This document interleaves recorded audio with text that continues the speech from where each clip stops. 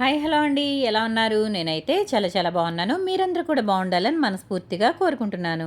సుగుణ వంటింటికి స్వాగతం. ఈరోజు మన వంటింట్లో మజ్జిగ చారు ఏ విధంగా తయారు చేసుకోవాలో చూద్దామండి. మజ్జిగ చారు వల్ల చాలా ఉపయోగాలు ఉన్నాయండి.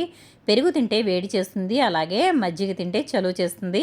కాబట్టి ఒంటికి ఎంతో చలువ చేసే ఈ మజ్జిగ చారు ఏ విధంగా తయారు చేసుకోవాలో చూద్దాము. ఇది చాలా ఈజీగా త్వరగా అయిపోతుంది. మరి ఈ మజ్జిగ చారు ఏ విధంగా తయారు చేసుకోవాలో చూద్దాము. Welcome back to my channel.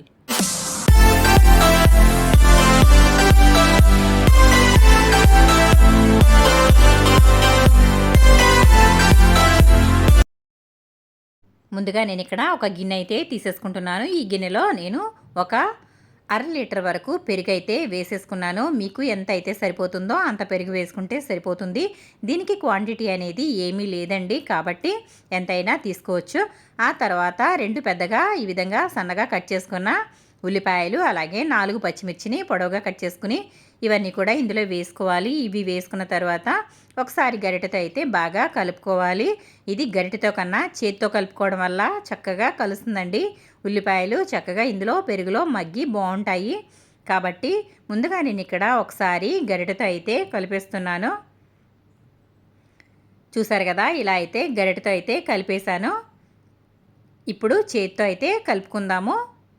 కొంచెం చేయి అయితే నేను వాష్ చేసుకుని ఆ తర్వాత ఇదంతా ఈ విధంగా కలుపుకుంటున్నాను. ఉల్లిపాయల్ని మనం చేత్తో మెదిపినట్లుగా కలిపినట్లయితే మజ్జిగ చారులో ఉల్లిపాయలు చాలా బాగుంటాయండి. ఉల్లిపాయ తినడం వల్ల కూడా ఒంటికి చలువ చేస్తుంది. కాబట్టి ఈ విధంగా అయితే ఉల్లిపాయలు ఎక్కువగా వేసుకుని మజ్జిగ చారు అనేది అయితే తయారు చేసుకోండి. ఉల్లి చేసే మేలు తల్లి కూడా చేయదంటారు కదండి. కాబట్టి ఉల్లి ఆరోగ్యానికి ఎంతో శ్రేష్టం. కాబట్టి కొంచెం ఎక్కువగానే ఉల్లిపాయలు అనేవి వేసుకోవచ్చు. నేనైతే మజ్జిగ చారు చేసిన, అలాగే పచ్చిపులుసు చేసిన ఎందులోకైనా సరే ఉల్లిపాయలు అనేవి చాలా ఎక్కువగా విరివిగా వాడుతూ ఉంటానండి. ఇప్పుడు మనం ఇదైతే కలిపేసుకున్నాం కదా. ఇప్పుడు మనం చేత్తో మనం కలుపుకున్నాం కాబట్టి ఈ విధంగా వాటర్ అనేవి కొంచెం చేయిని ఈ విధంగా కడిగినట్లుగా అందులో వేసుకోవాలి. ఆ తర్వాత మనకి ఎంతైతే పలుచగా కావాలో అంతైతే వేసుకోవాలి. ఇది కొంచెం పలుచగా చేసుకోవాలండి, ఎందుకంటే మనం మజ్జిగ చారు అన్నాం కాబట్టి కొంచెం మజ్జిగలాగా, అలా అని మరీ పలుచగా కాకుండా కొంచెం మీడియంగా కలుపుకొని అయితే చేసుకోవాలి. మరీ చిక్కగా అయితే ఉండకూడదు, ఎందుకంటే ఇది చిక్కగా ఉన్నట్లయితే మనకి మజ్జిగ చారు టేస్ట్ అనేది రాదు. కాబట్టి నేనైతే కావలసినంత వాటర్ అయితే వేసేసుకున్నాను. ఆ తర్వాత ఒక స్పూన్ అయితే ఉప్పు వేస్తున్నాను. ఈ విధంగా మనం కలిపేసి పక్కనైతే పెట్టేసుకోవాలండి. ఇక్కడితో మనం ఈ ప్రాసెస్ అయితే కంప్లీట్ అయింది. ఇప్పుడు మనమైతే ఇందులోకి పోపు అయితే వేసుకోవాలి. నేనైతే స్టవ్ వెలిగించుకుని ఒక గిన్నె అయితే పెట్టేసుకుంటున్నాను.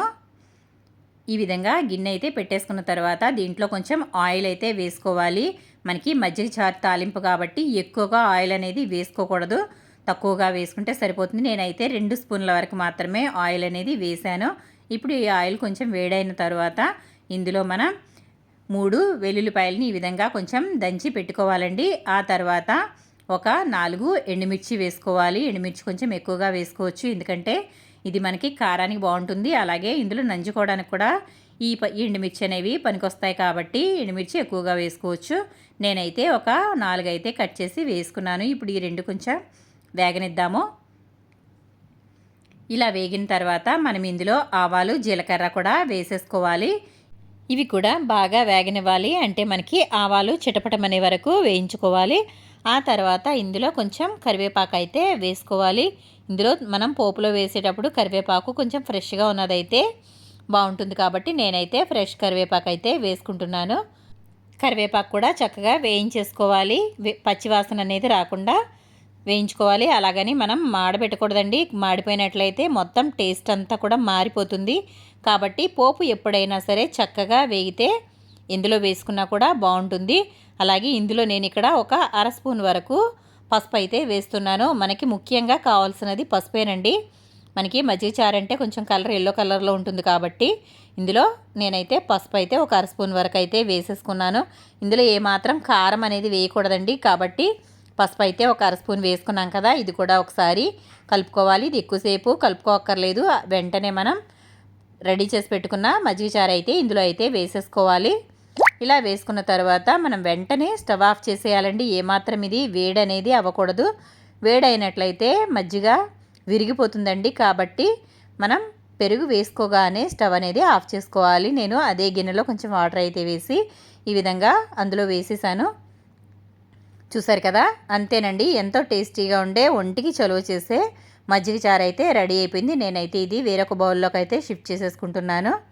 చూడండి, మనకి ముందు కలర్ అయితే లైట్గా కనిపిస్తుంది, కానీ కాసేపటికి ఇది మంచి ఎల్లో కలర్లోకి అయితే వచ్చేస్తుంది. ఇంట్లో కూరగాయలు ఏమీ లేనప్పుడు ఈ విధంగా మజ్జిగ చారు అయితే ట్రై చేయండి ఫ్రెండ్స్, చాలా బాగుంటుంది. నేనైతే కూరగాయలు ఏమీ లేనప్పుడు ఈ విధంగా అయితే మజ్జిగ చారు చేసుకుని దాంట్లోకి వడియాలో ఏదో ఒకటి వేసుకుని తినేస్తామండి. కాబట్టి మనకి ఈజీగా అయిపోయే మనకి రెసిపీ అయితే రెడీ అయిపోయింది. మరి నచ్చిందా?